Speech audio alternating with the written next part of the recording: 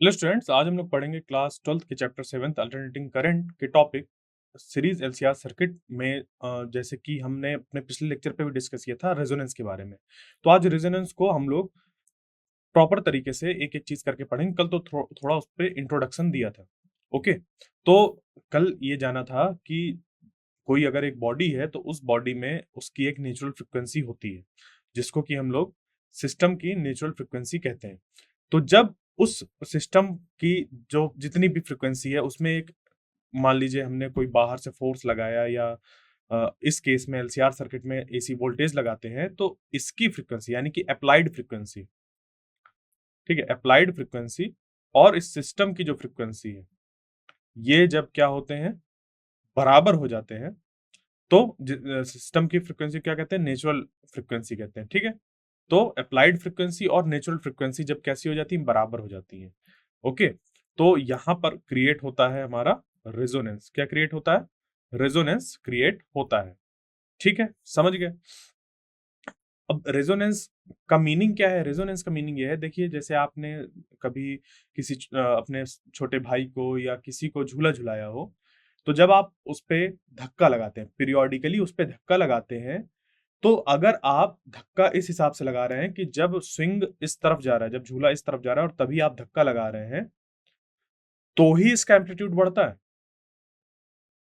अगर ये इधर आ रहा हो और आप धक्का इधर लगा दे तो ये रुकेगा, या फिर जब ये इस तरफ जा रहा हो और जिस रेट से जा रहा हो वैसा आप ना लगाएं, तो क्या होगा, तब भी इसकी जो हमारी मोशन है वो थोड़ा सा उस पर चेंज आएगा, रिटार्डेशन महसूस होगा उसको।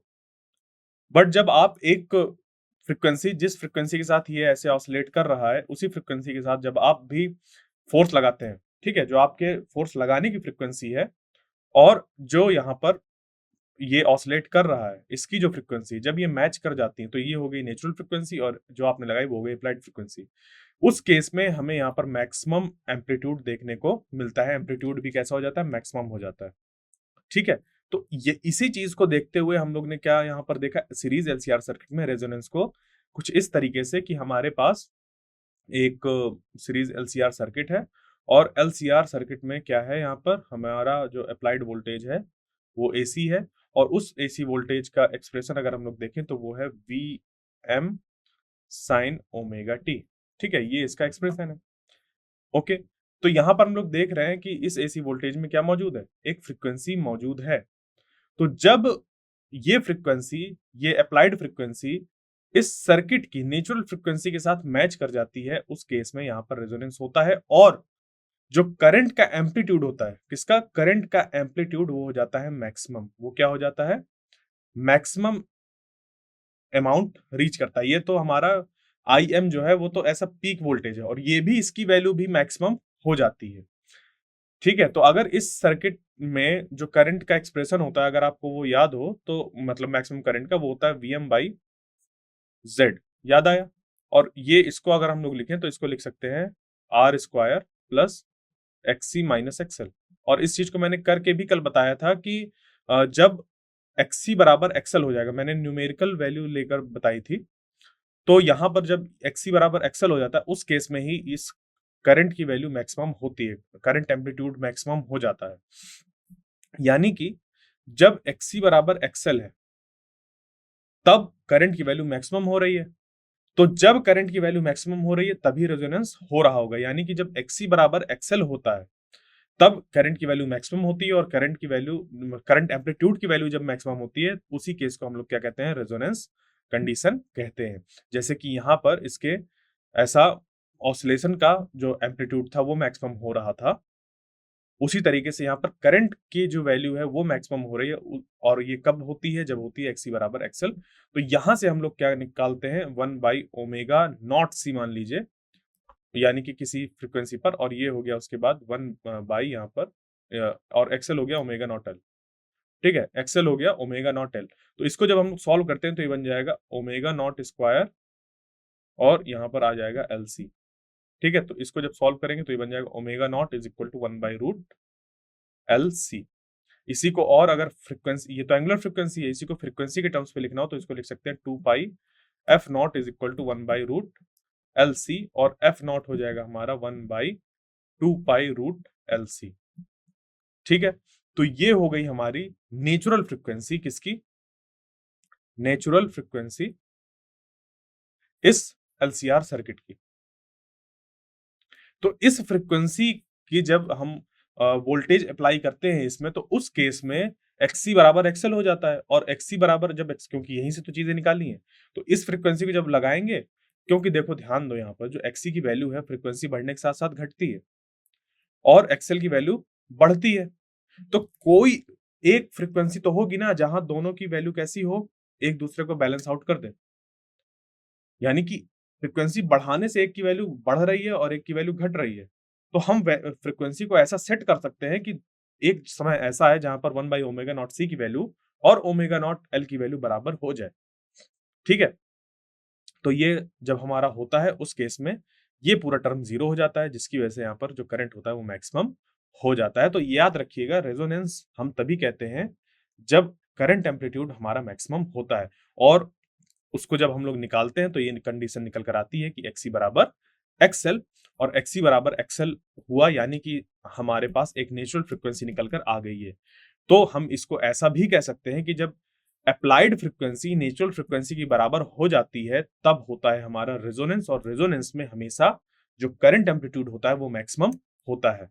उसकी वैल्यू हम उससे ज्यादा कभी हो ही नहीं सकती। ठीक है, उससे ज्यादा कभी उसकी वैल्यू हो ही नहीं सकती इस सर्किट में करंट की। ठीक है, तो अभी हम लोग इस चीज को भी समझेंगे कि क्या होगा फिर अगर हम फ्रीक्वेंसी को बढ़ाते जाएं या फिर घटाते जाएं तो करंट की वैल्यू में कैसा इफेक्ट पड़ेगा, इसको भी हम लोग देखेंगे। ठीक है, तो ये हमारा हो गया। अब चलते हैं आगे इस पे, और ये नेचुरल फ्रीक्वेंसी के बारे में आपको बता दिया। और इसी समय जब अप्लाइड फ्रीक्वेंसी और नेचुरल फ्रीक्वेंसी बराबर हो जाते हैं तो एम्पलीट्यूड ऑफ ऑसिलेशन जो होता है वो लार्ज होता है। ठीक है, यहाँ पर इसका जो फैमिलियर एग्जाम्पल है वो पेंडुलम के स्विंगिंग है, यानी कि वो जो हमारा झूला था उससे भी आप इसको समझ सकते हैं, जो कि मैंने अभी आपको बताया था।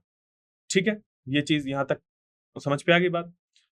तो अब देखिए यहाँ पर आ जाते हैं हम लोग LCR सर्किट में, कि जो LCR सर्किट है, LCR सर्किट में वोल्टेज जो लगता है, अगर अल्टरनेटिंग वोल्टेज है तो उसकी कुछ फ्रीक्वेंसी होगी। यानी कि जब हम लोग AC वोल्टेज अप्लाई करते हैं तभी हमारा रेजोनेंस पॉसिबल है LCR सर्किट में। अगर LCR सर्किट में हम लोग एक बैटरी अप्लाई करते हैं तो उस पे क्योंकि फ्रीक्वेंसी होती ही नहीं है, अप्लाइड फ्रीक्वेंसी 0 होती है, मतलब कि DC में तो फ्रीक्वेंसी होती ही नहीं है, तो उस केस में रेजोनेंस हो ही नहीं पाएगा। तो रेजोनेंस जो होता है वो हमेशा हमारा अल्टरनेटिंग करंट में ही पॉसिबल है। ठीक है, एक चीज ये नोट करिएगा इसको आप। उसके बाद अब देखिए यहां से जो मैंने अभी आपको करके दिखाया था कि IM जो है हमारा वो हो गया VM/Z equal to VM/√R² plus XC minus XL का whole square. XC equal to होता है 1/ω/C और XL होता है ω/L। तो अगर हम ओमेगा को वेरी करें, ओमेगा को वैल्यू जो है उसको चेंज करें, तो होगा क्या, एक समय आएगा जब इन दोनों की वैल्यू कैसी हो जाएगी, बराबर हो जाएगी। इन दोनों की वैल्यू बराबर हो जाएगी, क्योंकि एक की वैल्यू घटेगी और एक की वैल्यू बढ़ेगी। तो ओमेगा चेंज करने से हमारी जो XC और XL की वैल्यू है वो भी घटे बढ़ेगी, जिसकी वजह से एक समय आएगा जहां पर दोनों बराबर होने की संभावना है। जैसे समझिए एक कोई इतनी बड़ी चीज है, ठीक है, एक कोई इतनी बड़ी चीज है और एक कोई इतनी छोटी चीज है। अब इन दोनों जो चीजें हैं वो बढ़ घट रही हैं एक साथ, सिर्फ और सिर्फ ओमेगा को चेंज करने से। तो मान लीजिए ओमेगा जब आप बढ़ा रहे हैं तो ये वाली जो चीज है वो घट रही है और ये वाली बढ़ रही है। तो एक समय ऐसा आएगा कि जब आप ओमेगा की वैल्यू इस जगह तक पहुंच जाएंगे कि ये दोनों कैसे हो जाए, बराबर हो जाए, क्योंकि एक घट रहा है और एक बढ़ रहा है। तो यहाँ पर ये दोनों बराबर हो जाएंगे। तो सेम चीज यहाँ पर भी हो रही है। ठीक है, न्यूमेरिकल आप इसको करेंगे तो समझ पे आ जाएगा, बट मैंने आपको थोड़ा सा विजुअलाइजेशन दिया कि क्या मीनिंग है इसका। तो ये हो गया XC और XL हमारा बराबर उस केस में जो करंट एम्पलीट्यूड निकल कर आता है वो मैक्सिमम निकल कर आ जाता है। ठीक है, तो जब आप XC बराबर XL पुट करते हैं, मान लीजिए कि ओमेगा बराबर ω0 पर XC बराबर XL है, तो Z is equal to √R² plus 0² यानी कि R, Z बराबर R हो जाता है। तो देखिए रेजोनेंस की आप कंडीशंस देखते जाइए, रेजोनेंस में क्या क्या हो रहा है। रेजोनेंस में जो करंट एम्पलीट्यूड होता है वो मैक्सिमम होता है, सबसे पहली बात ये। XC बराबर XL होता है, ये दूसरी चीज। इसी से, इन्हीं चीजों से ही निकल कर आया कि Z बराबर R होता है। कैसे निकल कर आया? क्योंकि XC बराबर XL रखा तो Z बराबर R निकल कर आ गया।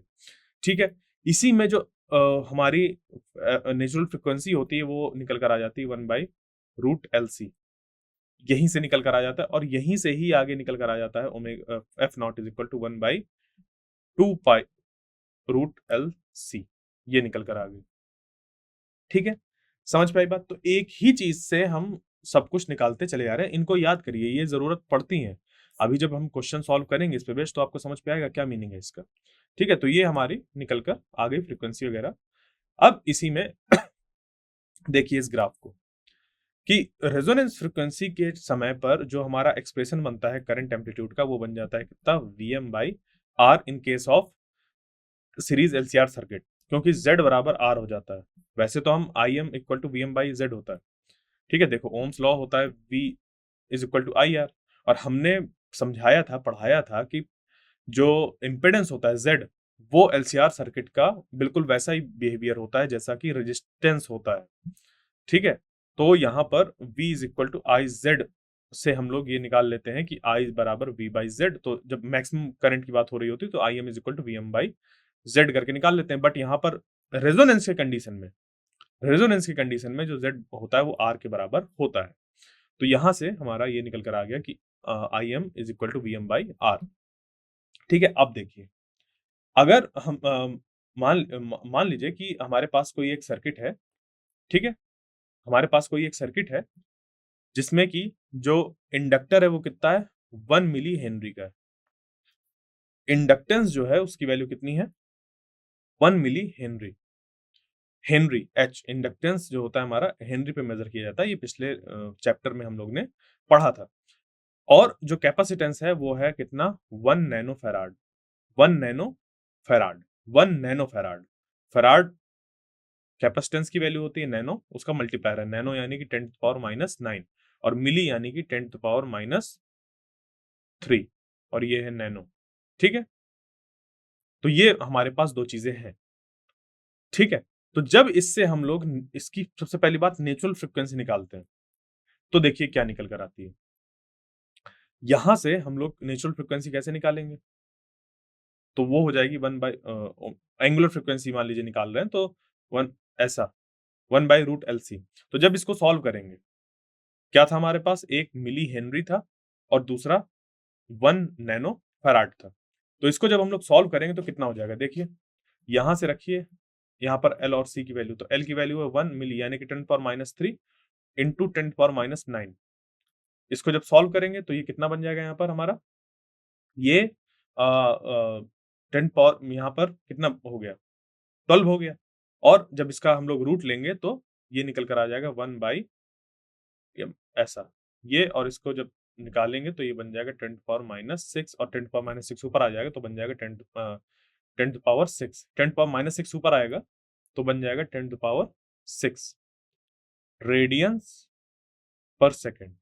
ठीक है, ये निकल कर आ गया हमारा ओमेगा नॉट की वैल्यू, क्योंकि ओमेगा जो होती है हमारी एंगुलर फ्रीक्वेंसी और रेडियन पर सेकंड पे इसको मेजर किया जाता है। तो ये निकल कर आ गई क्या? एंगुलर फ्रीक्वेंसी निकल कर आ गई। अब ध्यान दीजिए, इस ग्राफ को समझिए क्या मीनिंग है इसका। ये जो वैल्यू है इस तरफ, ये वैल्यू है इस तरफ किसकी? करंट एम्पलीट्यूड की। किसकी है? करंट एम्पलीट्यूड की। देखिए Im लिखा हुआ है इधर, और इधर जो है वो ओमेगा की वैल्यू वेरी कर रही है in units of 10⁶, in units of 10⁶। ये मेगा रेडियंस पर सेकंड लिखा हुआ है, मेगा रेडियंस। और 10⁶ का मतलब होता है मेगा। 10⁶ जो होता है वो होता है मेगा। ठीक है, क्या होता है? मेगा। ठीक है, समझ गए? तो 10⁶ हो गया हमारा मेगा। ये भी एक मल्टीप्लायर है। तो इसकी यूनिट्स मेगा रेडियन पर सेकंड लिखिए, यानी कि आप इसको जैसे 1 इंटू 10⁶ रेडियन पर सेकंड है ना, तो 10⁶ को मेगा लिख दीजिए तो हो जाएगा 1 इंटू मेगा रेडियन पर सेकंड, या फिर 1 मेगा रेडियन पर सेकंड। तो ये जो यहाँ पर फ्रिक्वेंसी दी हुई है वो कैसी दी हुई है? मेगा रेडियन पर सेकंड में। तो क्या किया गया है यहाँ पर? ओमेगा की वैल्यू बढ़ा, यहाँ पर ओमेगा की वैल्यू बढ़ाते गए, बढ़ाते गए, बढ़ाते गए। तो एक समय ऐसा आया जहां पर कि हमने देखा कि जो ये वैल्यू है, ठीक है, ये जो यहाँ पर वैल्यू है, हुआ क्या वहां पर? उसकी वैल्यू क्या हुई? बढ़ती गई, बढ़ती गई, बढ़ती गई। देखिए समझिएगा यहाँ पर 2 ग्राफ है हम लोग के पास। एक तो ये है और दूसरा ये है। ठीक है? पहला ग्राफ है ये और दूसरा ये। दोनों में अंतर क्या है? दोनों में अंतर ये है कि देखो हमारे पास जो सर्किट है उसपे सीरीज एलसीआर है ना, तो एल और सी की वैल्यू तो हम लोगों ने क्या रखी? सेम रखी, बट जो आर की वैल्यू है वो डिफरेंट डिफरेंट रखी है। तो जो पहला केस है उसमें आर की वैल्यू कितनी है? आर की वैल्यू उसमें हमारे पास 100 ओम्स की है और दूसरा जो है वो 200 ओम्स की, बस इतना अंतर है। तो देखो अब यहाँ पे इस ग्राफ को पूरा समझ लीजिए तो आपको जो पूरा रेजोनेंस है वो समझ पे आ जाएगा। क्या मीनिंग है इसका? तो हमारे पास एक सर्किट है जिसमें कि एल और सी की वैल्यू सेम है, ओके, और जो आर की वैल्यू है वो है 100 ओम्स, वो है 100 ओम्स। क्लियर? दूसरा सर्किट है जिसमें कि एल और यहाँ पर मैंने उल्टा लिख दिया, ये एल हो गया, ये सी हो गया, ठीक है, कोई फर्क नहीं पड़ रहा। तो ये सी हो गया और ये एल हो गया और यहाँ पर आर हो गया। ठीक है, अब यहाँ पर जो आर की वैल्यू है वो 200 ओम्स। और जब हम लोग ने इसमें जो ये अप्लाइड वोल्टेज था इसकी फ्रीक्वेंसी को वेरी किया तो क्या देखने को मिला? देखिए, जब एल और सी सेम है दोनों में तो एक ही पॉइंट पर करंट मैक्सिमम हुआ, एक ही जगह पर करंट मैक्सिमम हुआ। बट दोनों सर्किट में अंतर यह है कि ये जो सेकंड वाला केस है इसमें करंट के एम्पलीट्यूड जो है वो लिमिट हो रहा है किससे? रेजिस्टेंस से। यानी कि ये जो आई एम निकल कर आ रहा था वो वी एम बाई कितना निकल कर आ रहा था? हमारा आर। तो दूसरे केस में जो यहां पर हमारा है वो है 200 ओम्स। वो कितना है? 200 ओम्स। कितना है? 200 ओम्स। और जो अप्लाइड वोल्टेज है, देखो अप्लाइड वोल्टेज कितना है इस पे? वो है 100 वोल्ट्स। अप्लाइड वोल्टेज कितना है? 100 वोल्ट्स। तो जब इसको सॉल्व करेंगे तो निकल कर आ जाएगा करंट की वैल्यू 0.5 एम्पियर्स। तो यही आप देख पा रहे हैं कि रेजोनेंस फ्रीक्वेंसी पे इस वैल्यू को ये रीच कर रहा है, वरना इस फ्रीक्वेंसी से कम जाने पर या ज्यादा जाने पर जो इस ये मैक्सिमम वैल्यू है उससे भी नीचे वैल्यू मौजूद है इसकी। सिमिलरली जब हम लोग ने यहां पर इस वाले सर्किट के बारे में बात करें, अगर हम लोग इस सर्किट के, तो यहां पर हम लोग ने 100 ओम्स ही लिया जब, तो करंट की वैल्यू जो मैक्सिमम निकल के आनी चाहिए वो कितनी है? 1 एम्पियर। और वो कब रीच हो रही है इतनी मैक्सिमम? जब रेजोनेंस फ्रीक्वेंसी है। तो ये आपस में क्या खेल करते हैं? इस तरीके से जब जिस इस रेजोनेंस फ्रीक्वेंसी से वैल्यू कम है या ज्यादा है फ्रीक्वेंसी की, अप्लाइड फ्रीक्वेंसी की वैल्यू, उस केस में जो ये मैक्सिमम करंट है वहां तक भी इसकी वैल्यू पहुंच नहीं पाती है।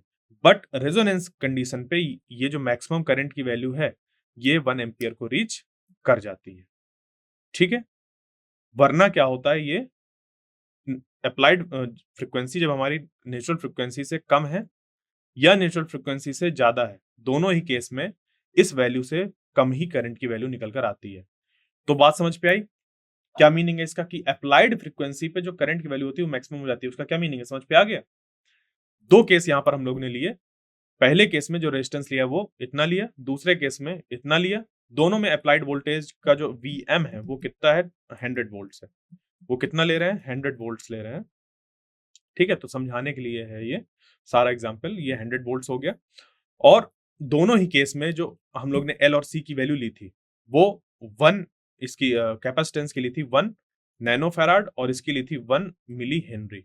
तो नैनो फैराड और मिली हेनरी से हमारी नेचुरल फ्रीक्वेंसी निकल कर आई और वो कितनी है? 1 मेगा रेडियन पर सेकंड। जो ओमेगा नॉट की वैल्यू है वो कितनी है? 1 मेगा रेडियन पर सेकंड। तो जब हम लोग इस अप्लाइड वोल्टेज की फ्रीक्वेंसी को वेरी कर रहे हैं करते करते हुआ क्या कि एक जगह आई जहां पर कि इस फ्रीक्वेंसी की वजह से ऐसा हुआ कि एक्सी और एक्सएल की वैल्यू बराबर हो गई। उस जगह पर जेड बराबर आर हुआ और यहां पर जो करंट की वैल्यू है वो मैक्सिमम अपनी वैल्यू रीच कर गई। तो देखो इस सर्किट के लिए जो है मैक्सिमम वैल्यू यहां पर रीच कर गई और ये यहां पर देखिए ना, ये 0.5 एम्पियर और ये 1 एम्पियर। ठीक है, तो ये है ग्राफ। ये रेजोनेंस पे पीक मिल रहा है। इसी को आप आगे चलकर कई बार सुनेंगे कि at resonance current amplitude gives peak या it reaches to its peak.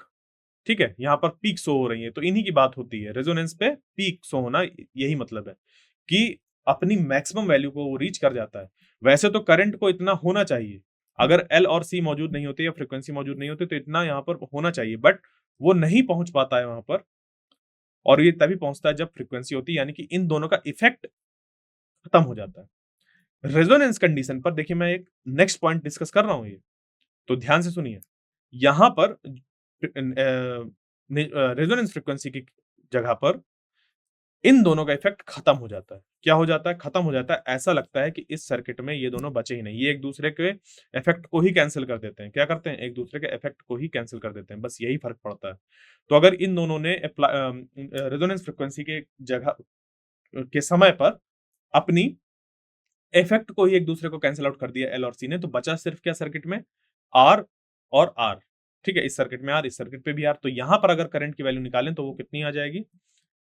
Vm by R, simple Ohm's law से। और यहां पर भी Im is equal to Vm by R, जो कि यहां पर निकल कर आ रही है 0.5 एम्पियर्स और यहां पर निकल कर आ रही है 1 एम्पियर्स। तो यही चीज है कि रेजोनेंस फ्रीक्वेंसी में वो अपने एक दूसरे को इफेक्ट को ही कैंसिल कर देते हैं, जिसकी वजह से करंट एम्पलीट्यूड मैक्सिमम होता है। तो ये किसका है?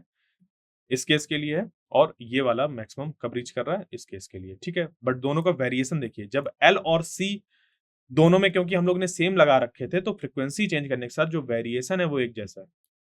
जो वेरिएशन है वो एक जैसा, एकदम एक और एक ही जगह पर दोनों जो है वो पीक कर रहे हैं। तो जो आर होता है, आर हमारा डिसाइड करता है कि करंट की मैक्सिमम वैल्यू कितनी होगी रेजोनेंस के समय पर। ध्यान दीजिएगा इस लाइन पर, जो आर होता है वो डिसाइड करता है कि रेजोनेंस के समय पर जो करंट एम्पलीट्यूड है उसकी वैल्यू कितनी होगी। ठीक है, चले आगे इस पे।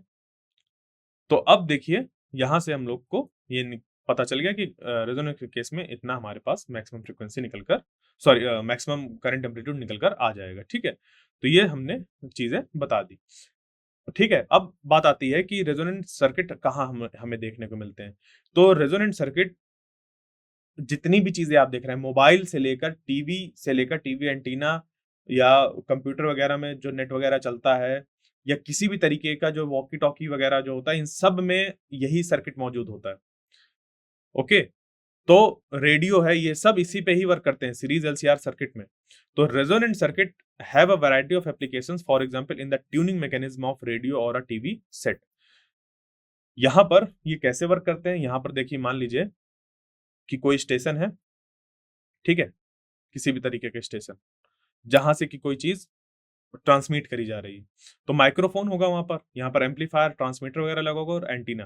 तो यहां से जो वेव्स निकलती हैं उनकी कुछ फ्रीक्वेंसी होती है, उनकी कुछ फ्रीक्वेंसी होती है।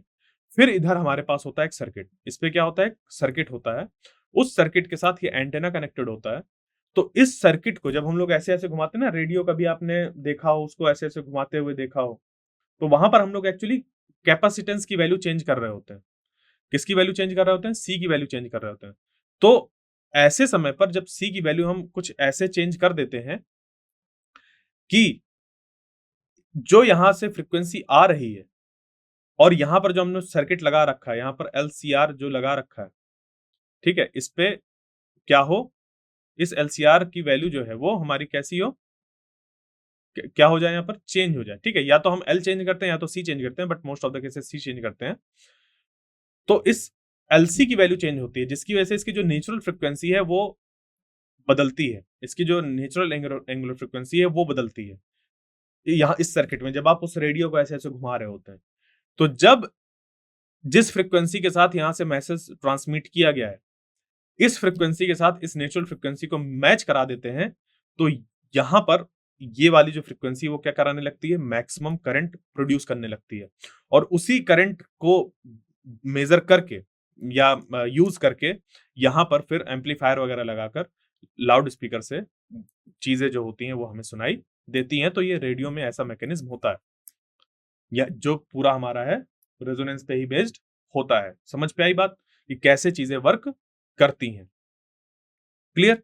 तो यहां पर भी यही है कि antenna of radio accepts the signal from many broadcasting stations. अब देखिए, याद करिए कि आपने एफएम रेडियो वगैरह अगर देखा हो, तो एफएम रेडियो में क्या होता है कि कभी अलग-अलग तरीके के चलते हैं, ठीक है?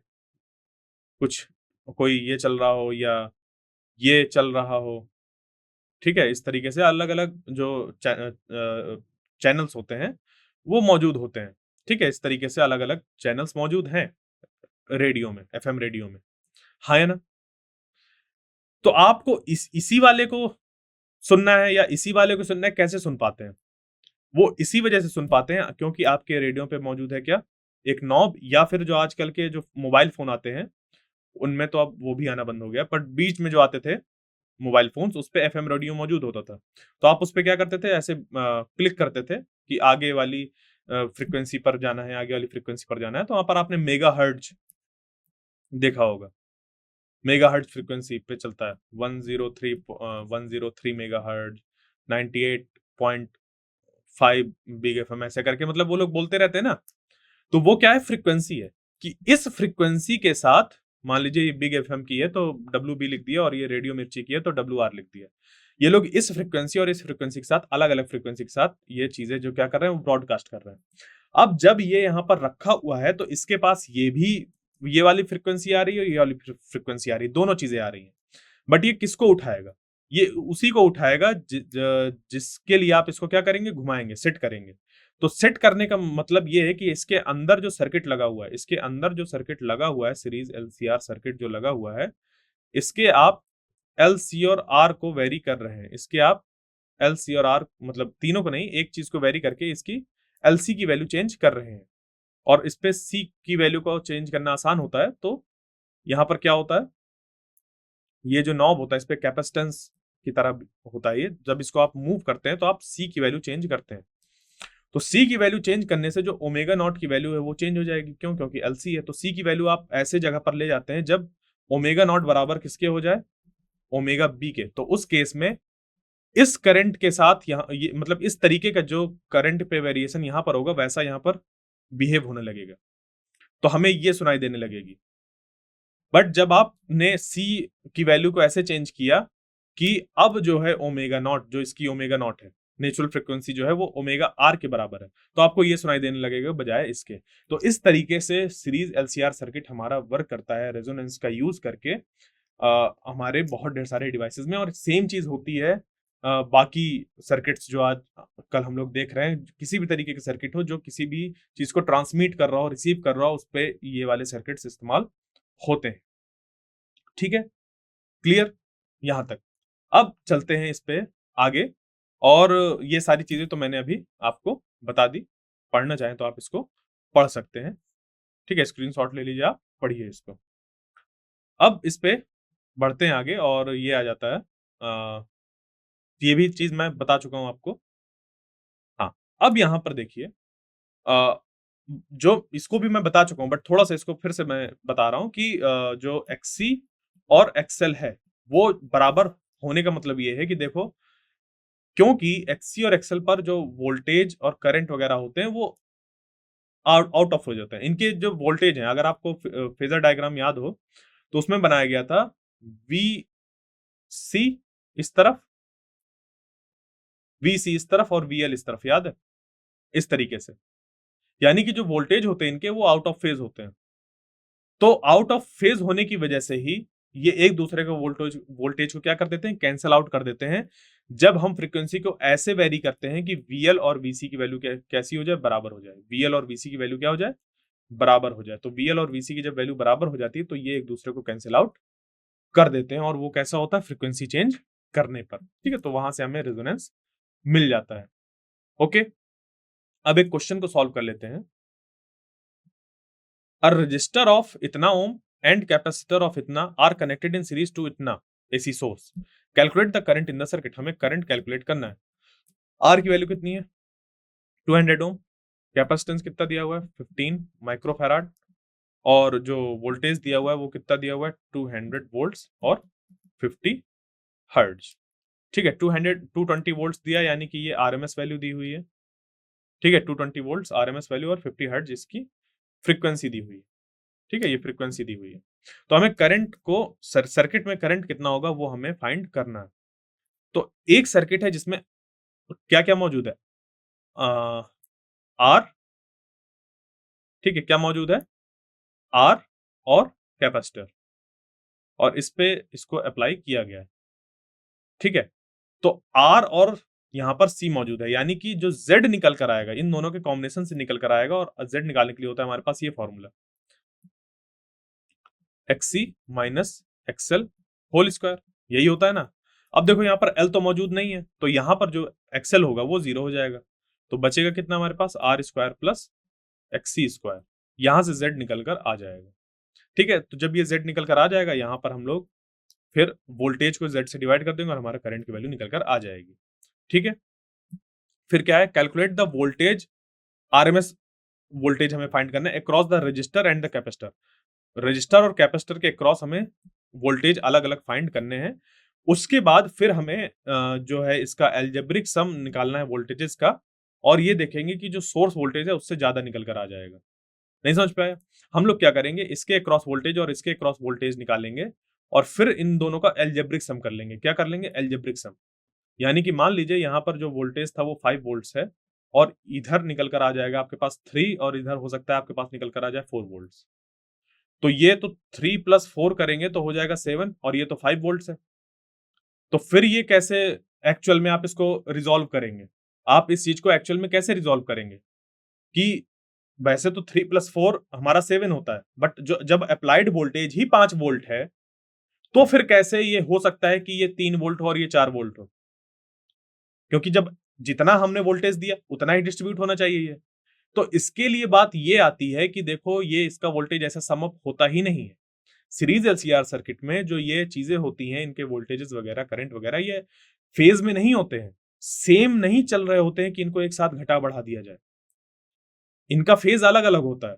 तो जब फेज अलग अलग होता है तो हम लोग यहाँ पर क्या करते हैं, ये याद है? वेक्टर सम करते हैं।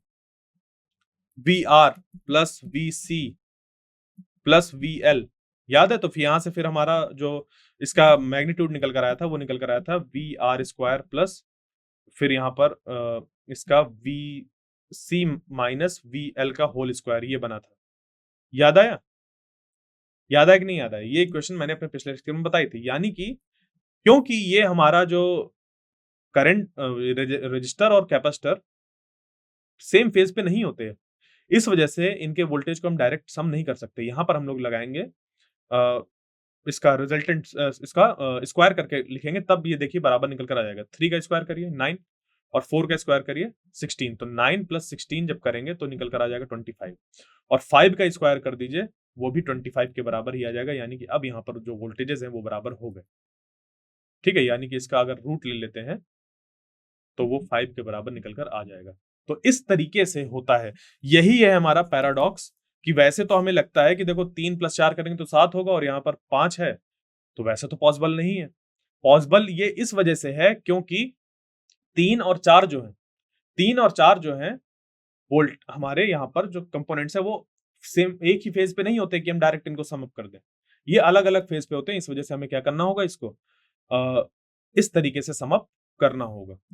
ठीक है, तो आइए इसको एक एक करके स्टेप से सॉल्व कर लेते हैं कि क्या क्या इस पे आपके स्टेप्स इन्वॉल्व होंगे। मैंने समझा दिए दोनों दोनों को, अब एक एक स्टेप से सॉल्व कर लेते हैं। ठीक है, तो हमें ये सारी चीजें दी हुई हैं। आर की वैल्यू इतनी, सी की वैल्यू इतनी, जिसको कि हम ऐसे माइक्रोफैराड को ऐसे लिख सकते हैं, वोल्ट इतना, और जो फ्रीक्वेंसी है इसकी, ये फ्रीक्वेंसी लिखी हुई है, फ्रीक्वेंसी या एफ भी लिख सकते हैं, वो हो गई 50 हर्ट्ज। ठीक है, तो अब जेड इससे निकाल लेंगे। जेड निकल कर आ जाएगा कितना हमारा, वही R square plus XC square, और एक्सी जो होता है हमारा वो होता है 1/ओमेगा सी।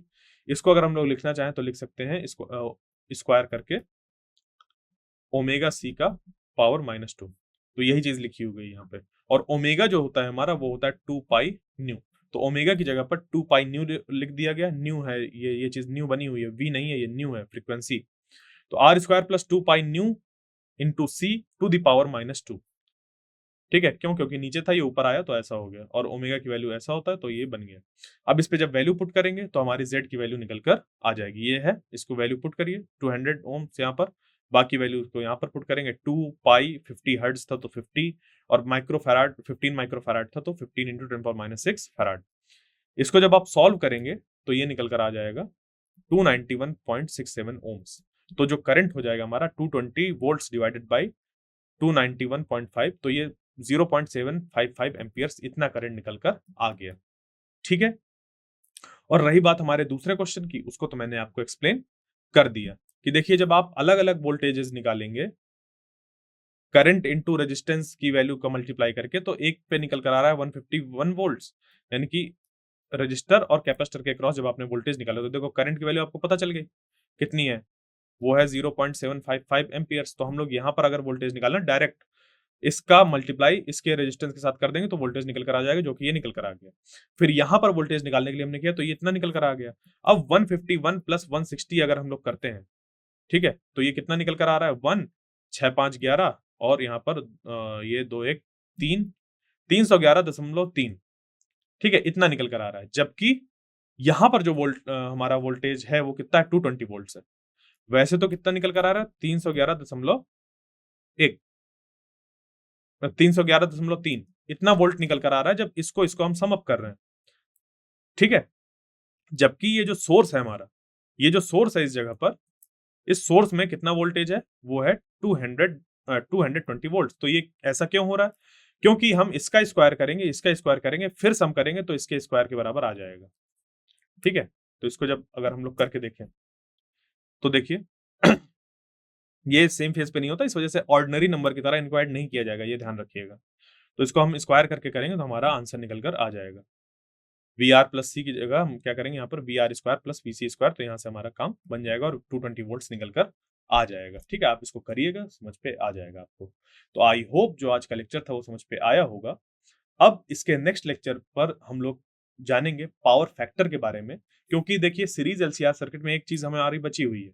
वो क्या बची हुई है? हमने वी निकाल लिया, आई निकाल लिया, जेड निकाल लिया, फेजर के बारे में जान लिया और साथ में इस पे रेजोनेंस भी देख लिया। और रेजोनेंस क्या है? एक पार्ट ही है इसका।